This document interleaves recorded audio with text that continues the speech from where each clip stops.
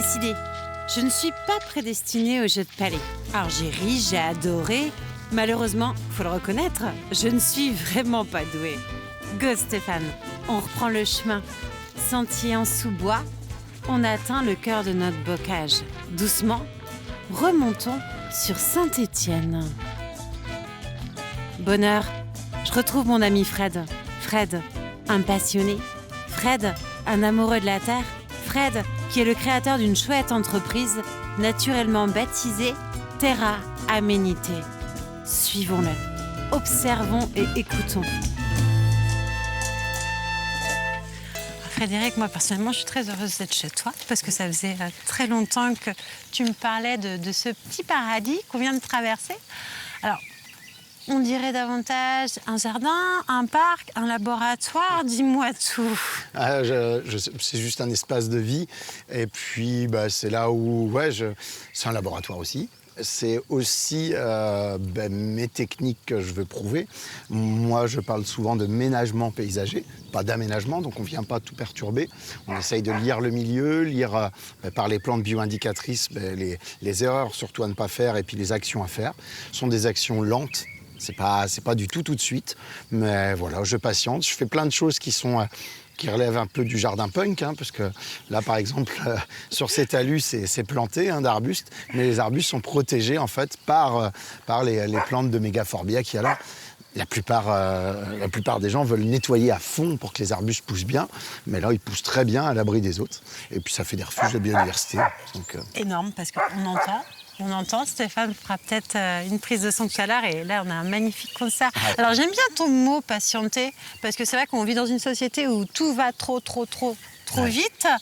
Donc c'est-à-dire que toi tu observes, tu regardes, tu plantes, tu vas attendre. C'est un petit peu ça. C'est ça. Et puis on vit avec la nature comme là, c'est des plantes qui sont qui adorent les sols très riches. Donc c'est que le sol est très riche.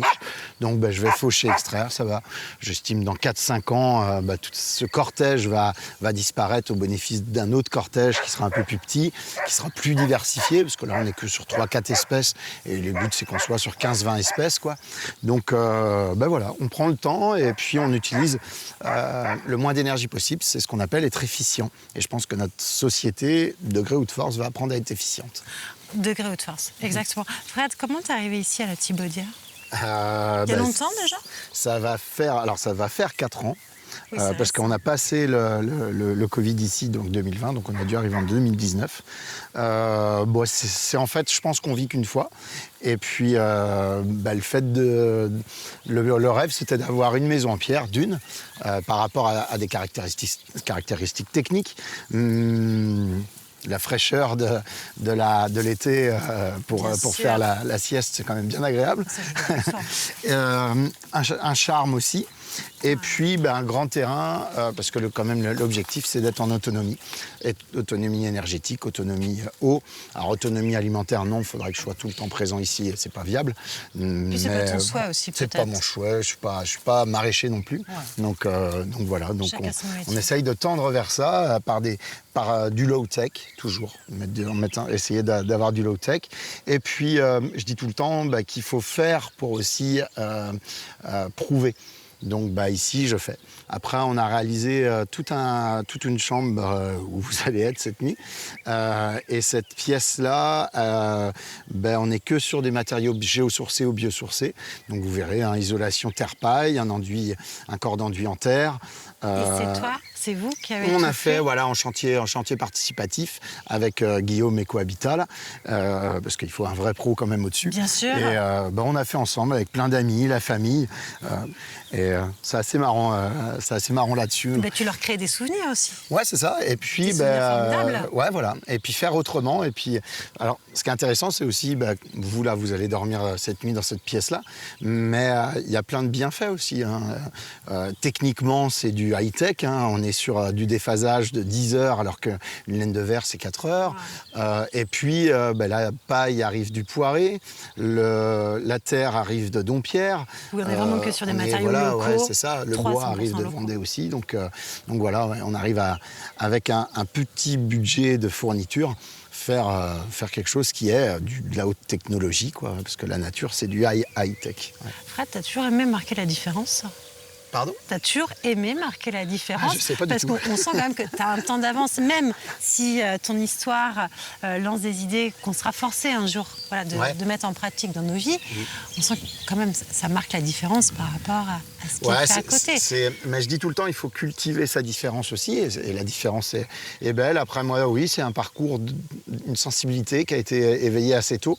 Et puis, le bon sens, je suis toujours altéré de voir des fois du non-sens. Et je veux vite mettre en place le bon sens pour le prouver. Oui, on peut faire aussi bien avec moins d'énergie. Ça répond à toutes nos problématiques. Et puis, je pense qu'on a des enjeux écologiques, sociétaux à relever et qu'il va falloir faire vite. Et on sait que de toute façon, les transformations sont lentes. Donc, faut y aller quand même, quoi. Mais il n'empêche que pour toi, sensibiliser les populations, c'est quelque chose d'important et c'est quelque chose que tu aimes faire. Oui, alors ça, ouais. Mais c'est un... Et c'est pas donné à tout le monde. Ah, peut-être. Mais c'est un vrai défi. Et de toute façon, l'entreprise Terra Amenité, l'objectif numéro 1, c'est essaimer. C'est essaimer. On a un petit chien qui est en train de nous faire sa chorégraphie au sol. Je crois que Stéphane, en fait, il te dit qu'il faut que tu le filmes. Alors justement, Fred, on va repartir par là-bas et puis on va essayer de descendre jusqu'aux racines. D'accord. Fred, depuis tout petit, tu as été attiré par cette mère nature. On a compris que ça remonte quand même. Oui, ouais. Déjà, tout petit, je voulais être garde forestier. C'est des livres sur les insectes, des livres sur les arbres, des livres sur des choses comme ça. La faune que la flore, finalement, t'attire. Ouais, c'est ça. Alors, à la base, c'était quand même plus la faune. Et puis, en fait, au fur et à mesure de la découverte de mon métier et puis de la base, c'est la botanique, la base.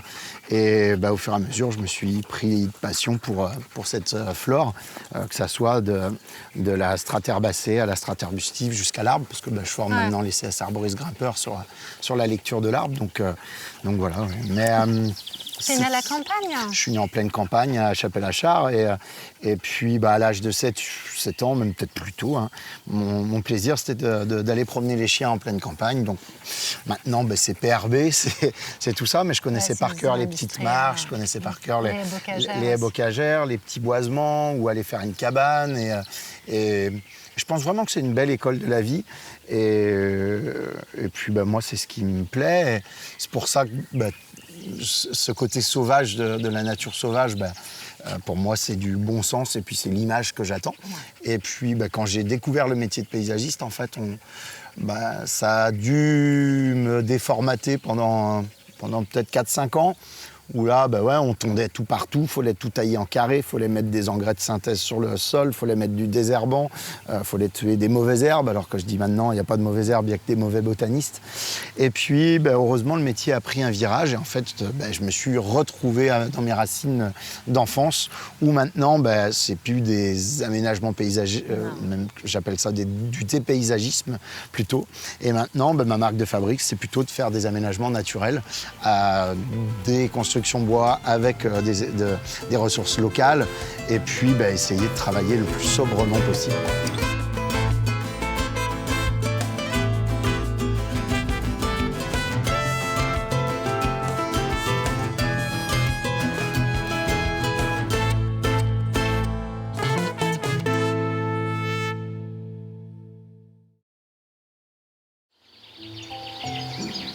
Réveil tout en douceur.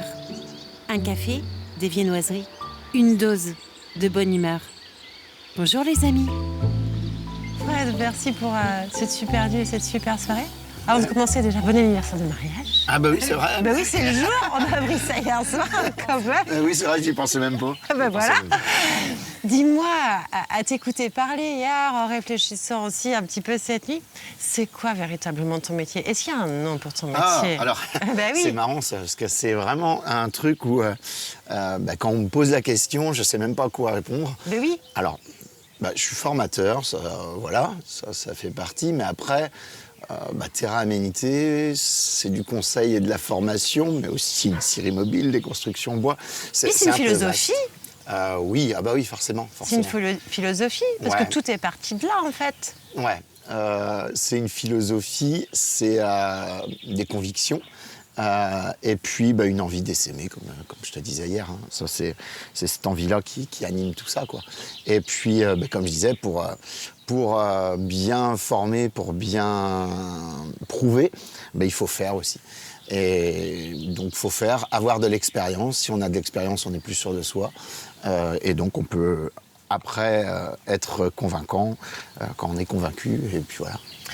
Pour les jeunes qui pourraient regarder l'émission, qui te découvrent, quel genre d'expérience tu peux faire quand tu es tout jeune, quand tu es comme ça, aux alentours de 16-18 ans, toi, à ce moment-là, qu'est-ce que tu as fait en fait? Ah oui, si jeune que ça. La sensibilité environnementale, ce qui est, par expérience, elle arrive peut-être plus tard. 16-18 ans, il y en a déjà qui l'ont, mais c'est un peu plus rare. Je trouve ça bien, le rapprochement avec peut-être des organismes comme la LPO, comme peut-être la Cicadelle, et découvrir la nature comme ça, déjà c'est bien, c'est hyper ludique, et je trouve que c'est un premier pas. Parce que tout d'abord, enfin, mon métier, que ce soit paysagiste ou je ne sais pas comment l'appeler, c'est d'abord de bien connaître le fonctionnement de la nature, c'est plus de l'observation que de l'action. Donc si dès 16-18 ans ils commencent à avoir une superbe observation, ils sauront très bien travailler après avec la nature. Ouais. Si moi j'ai le nom de ton métier, c'est amoureux de la nature, tout simplement, je pense qu'il ne faut pas aller chercher plus loin. Mais si, oui, voilà, peut-être. Parce qu'en fait, tu te consacres entièrement à ça, à la terre, aux arbres, aux animaux aussi, parce qu'on voit que les animaux, mine de rien, ils sont nombreux chez vous et c'est génial. Alors ce que je vous propose, Céline, Fred, avant de repartir, c'est qu'on fasse ensemble tous les trois une petite photo. Comme ça marquera notre passage ici chez vous. Et puis ce sera une photo d'anniversaire de mariage aussi. Voilà, ça peut être pas mal. Confier l'appareil à Stéphane. Hop.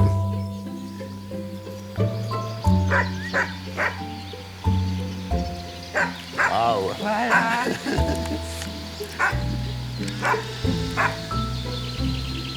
Si elle est bien le matin comme ça. Alors oui, c'est vraiment là. Ben oui. Merci beaucoup. À très vite.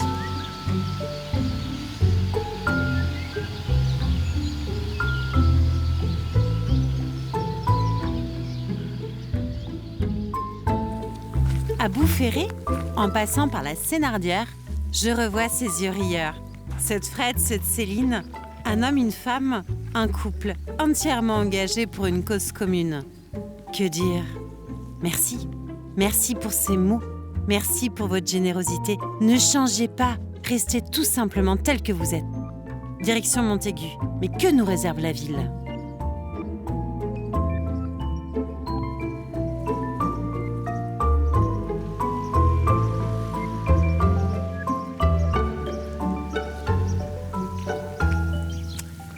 J'ai toujours eu envie d'aller visiter une caserne de pompiers.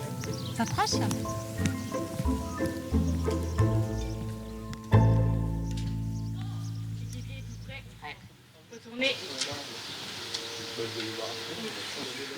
Geoffrey, est-ce que tu peux me dire ce qui est en train de se passer, le but de cet exercice en fait? Alors, le but de cet exercice, c'est une préparation au rassemblement technique régional qu'on fait à Réharcourt dans le Calvados au mois de juillet.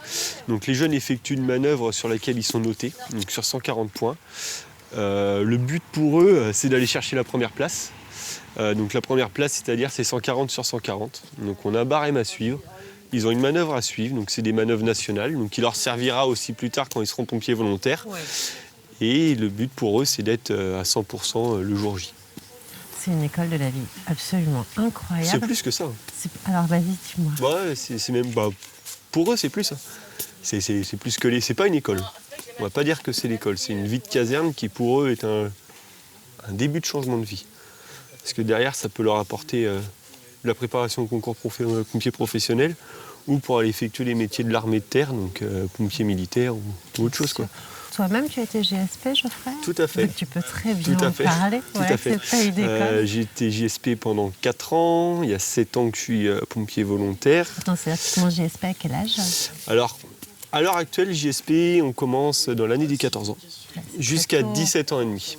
On est encore sur un... En Vendée, attention. Dans certains départements, ils peuvent commencer à 11 ans. On est sur des enfants, là?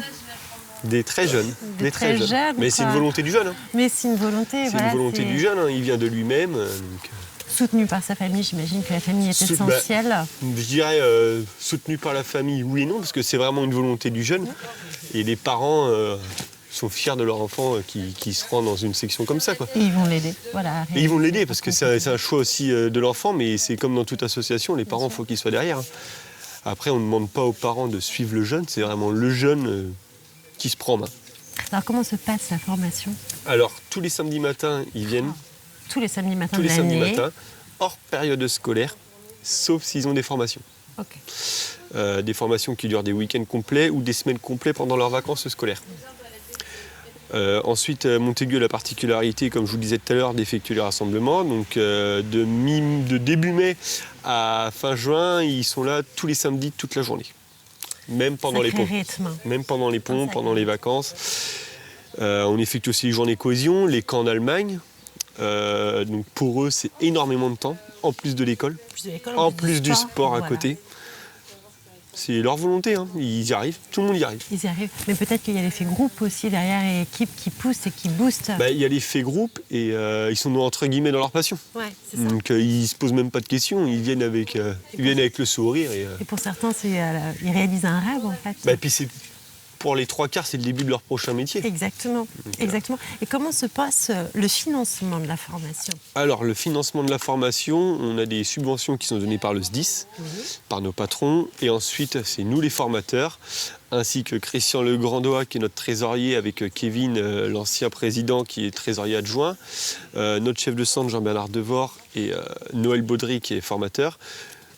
Ils s'occupent d'aller trouver des mécénats. Ah d'accord, donc c'est du mécénat. Donc un jeune coûte 750 € par an à la section. Mais ça nous permet de pouvoir donner de nouvelles tenues aux jeunes, de nouvelles tenues de sport, de pouvoir les emmener en voyage en Allemagne, où les Allemands viennent aussi chez nous. Pendant 2 semaines, on fait des camps. Donc ça leur permet de voir d'autres choses que le monde pompier. Bien sûr. Et le monde pompier aussi à l'étranger. Oui, complètement. Et puis ce mécénat, en fait, finalement, il est essentiel aujourd'hui pour vous, pour former ces C'est jeunes. C'est un mécénat essentiellement privé, un mécénat d'entreprise, les Alors, deux. mécénat d'entreprise et ça peut être privé aussi. Ah, c'est formidable, je trouve. On peut remercier les entreprises. On peut parce les que remercier, C'est effectivement. que des parce que entreprises du secteur. Voire même, on en a eu de Paris et ainsi de suite. Donc non, on peut les remercier, hein, c'est grâce à eux aussi. Mais bien sûr, surtout Si on a la possibilité l'année prochaine d'arriver à 27 jeunes, c'est aussi grâce à eux. c'est grâce à eux. Puis bon, voilà, Ça. c'est ces jeunes, c'est nos pompiers de demain. Par exemple, sur une caserne comme Montaigu, combien de pompiers sont issus des GSP? Alors, je peux me tromper, hein, mais à l'heure actuelle, je dirais que 60% des pompiers sont issus des JSP. C'est énorme. Hein. Voilà, c'est énorme. C'est 60%, je pense que je suis gentil, c'est peut-être même plus. Hein. Donc on peut encore appeler au mécénat à travers. C'est ça. Mais il n'y a C'est pas un que sur partage. Montaigu, hein, parce que Bien les sûr. jeunes vont jusque La Roche-sur-Yon, les Essars, Philbert de Boine quelques années, Roche-Servière, même dans le 44, Vieille-Vigne, Clisson, la Bruffière, la Bernardière. On a un secteur qui est immense. On dirait même le bassin de Montaigu, comme dirait notre chef de centre. Mais vous pouvez dire C'est le ça. bassin de Montaigu. C'est Je vraiment crois que ça fait- c'est pas les jeunes de Montaigu, c'est les jeunes du bassin de Montaigu. J'invite de vous croiser. Prenez une zone de travail chacun. Ma pose de collier, je la fais ici. Je viens me prendre au niveau de l'épaule, d'accord? Jusqu'au niveau de la mandibule. Je viens bien serrer. Là, il est trop grand. Tu vois la facilité? Valentin, donc toi, tu es JSP ici à Montaigu. Comment tu es arrivé jusqu'à la caserne? Je suis arrivé grâce à mes parents, parce qu'ils étaient pompiers. Mon père était pompier volontaire. Ma mère, elle a été pompier jusqu'à ce qu'elle soit enceinte avec moi. Et c'était à la Bruffière. Et après, elle a arrêté. Il y avait aussi mon papy qui était pompier et mon tonton. Mais tu as décidé de JSP à quel âge? À 14, 15 ans, c'est ça? 14 ans. Parce qu'attends, c'est quand même une grosse décision que tu prends, alors que tes copains, j'imagine, font du foot, du basket ou autre, s'amusent, sortent. Toi, tu décides à un moment donné de rentrer dans les JSP. On a compris que la formation était quand même rude. Qu'est-ce qui t'a poussé à ce moment-là à t'engager auprès des JSP? J'étais motivé pour faire beaucoup de sport. Puis je trouvais ça bien de s'engager en tant que pompier. C'est une passion. Alors, question peut-être plus personnelle. Voilà, donc là, on te voit à Montaigu, très bien, à la caserne. Lundi matin, tu seras où? Parce que tu continues une formation, bien sûr, d'élève, parce que tu es tout jeune. Oui. Tu es au lycée? Je suis en apprentissage en CAP. En CAP, alors quelle filière? CAP Charpente. Et tu arrives à concilier les deux, là, actuellement? C'est un peu dur, mais ça le fait. La fatigue, elle doit être terrible, certains ça. Tu arrives à trouver un petit peu de temps pour toi, quand même, pour tes amis, pour ta petite chérie aussi, peut-être? Ouais, un peu de temps, des fois le dimanche, ça dépend. C'est important, quand même, voilà. Ouais. Et est-ce que tu envisagerais plus tard de devenir pompier professionnel ou pompier volontaire te suffit largement? Pompier volontaire, ce serait bien. En plus, avec la Bernardière, c'est un bon centre. On a un bon capitaine. Vous avez un bon capitaine à la Bernardière, ça c'est important. Donc ta formation se termine quand là avec les JSP? À se terminer au mois de janvier. Ça y est, tu vois quasiment le bout. Et à partir de quand tu vas pouvoir intégrer le centre de la Bernardière si tout se passe bien? Normalement, début janvier. C'est demain. Ouais. C'est demain. C'est formidable en fait. Parce que je pense que ça a dû être dur quand même ces 4 ans pour toi. Donc là, tu vas être super content de voir enfin l'issue de cette formation. C'était long, mais j'ai appris beaucoup de choses avec les JSP et c'était très riche. Valentin, avant de partir, moi j'aimerais bien faire une petite photo avec toi pour marquer le souvenir. Notre rencontre, parce que ça c'est important. Je confie l'appareil photo à Stéphane. Et c'est ma première photo avec un pompier quand même. Tac! Puis on va te la laisser en souvenir. Clairement, j'ai un coup de cœur pour mon Valentin. Incroyable. Avec ces mots, il nous confie son histoire, sa passion, son avenir. Valentin nous invite même à le rejoindre à la Bernardière. Et pourquoi pas? Stéphane sourit. Je prends ça pour un oui. Yes! Bon Stéphane, désormais, direction le marché de Montaigu.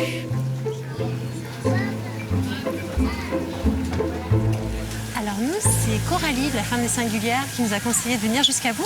Quel est votre prénom?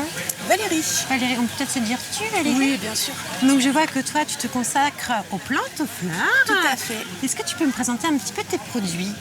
Tout à fait. Donc moi, je suis productrice de plantes aromatiques et médicinales. Je commence ma 3e année, ma 3e saison. Donc là, je propose des compositions de tisanes où je travaille vraiment le goût. J'offre des tisanes qui ont vraiment un goût assez prononcé, que ce soit fruité, mentholé ou un peu mielleux avec la camomille. Et ce sont que des plantes que je cultive et que je cueille et que je sèche moi-même. Ici, sur Montaigu? Sur les Brousilles. Sur les Brousilles. À la Canquetière, voilà. les Brousilles. À la Canquetière, donc aux Brousilles. Voilà. À quelques kilomètres d'ici. À quelques kilomètres. Alors, Tout à si fait. j'ai bien compris, ça fait 3 ans que tu as cette activité. Qu'est-ce qui t'a poussé à... Alors, c'est un long parcours. Tu t'es peut-être déjà... J'avais déjà un intérêt pour tout ce qui était un petit peu plantes médicinales pour ma propre consommation, pour des petits mots du quotidien que j'ai pu rencontrer. Et puis, lors d'une période de chômage, je me suis intéressée au milieu agricole. J'ai fait une formation. Ça a été une découverte et puis ça m'a plu et c'est devenu une passion. Et puis j'ai eu l'opportunité de trouver un petit terrain où on m'a proposé, si tu as envie de te lancer, vas-y. Qu'est-ce qui te poussait? C'était les plantes qui t'ont poussé en fait à oser? C'est la nature en général? C'est le fait d'être dehors? Peut-être aussi d'être ta propre Bien créature? sûr, c'était le fait effectivement de sortir du bureau. J'étais arrivée à un moment de ma vie où j'avais besoin de faire une activité qui correspondait à mes valeurs. Parce que j'avais cette sensibilité pour le respect de la nature, la biodiversité. Et puis j'étais arrivée aussi à un moment où je savais que j'étais en mesure de tout gérer. Comment tu arrives à créer tes compositions? Alors la création des mélanges, elle s'est faite un peu naturellement, avec les amis. Moi je connaissais les plantes, je fais des plantes très simples, de la verveine, de la menthe. Des plantes de chez nous? Des plantes de chez nous. Je savais que c'était des plantes, je connaissais leur goût, qui pouvaient se mélanger et trouver un équilibre assez sympathique. Parce que moi, ce que je ne trouvais pas forcément dans le commerce, c'était vraiment le goût. On a le médicinal, on a les plantes naturelles, mais j'avais envie qu'il y ait un goût, un moment de plaisir. Je voulais offrir un petit moment complet, qu'on ait le médicinal, mais qu'on ait le goût aussi. Donc j'ai fait des tests, j'avais déjà une petite idée un petit peu naturellement. J'ai fait des tests, j'ai fait goûter aux amis et ça a été validé complètement. Ça a été validé facilement. Ouais. Et ce que j'ai voulu, c'est proposer tous les goûts. J'ai du citronné, du mentholé, des choses un peu fruitées. Donc offrir toute la palette pour que chacun puisse trouver sa tisane préférée. Valérie, donc on peut te retrouver toutes les semaines ici sur ce marché de Montaigu. sinon, où est-ce qu'on peut trouver tes produits? Alors j'ai beaucoup de personnes qui passent directement à la maison sur les Brousilles, puisqu'aujourd'hui je suis connue localement. Bien sûr. Et puis je fais le marché de Nantes-Vieux-Doulon le dimanche matin D'accord, aussi. très bien. Tu t'exportes à Voilà. l'Atlantique. Et puis j'ai monté donc une boutique en ligne, bien sûr, un site internet, D'accord. où on peut acheter aussi les tisanes en ligne et être livré à domicile.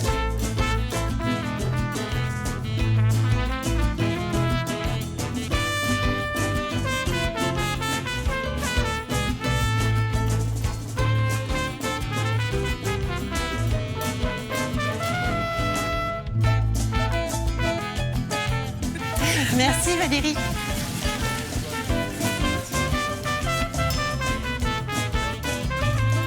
Merci Valérie. Encore une belle histoire. Une histoire simple, pleine de bon sens. Une aventure qui nous pousse à poursuivre la nôtre. Monsieur Stéphane, on continue? Direction les rives de la Grande Maine.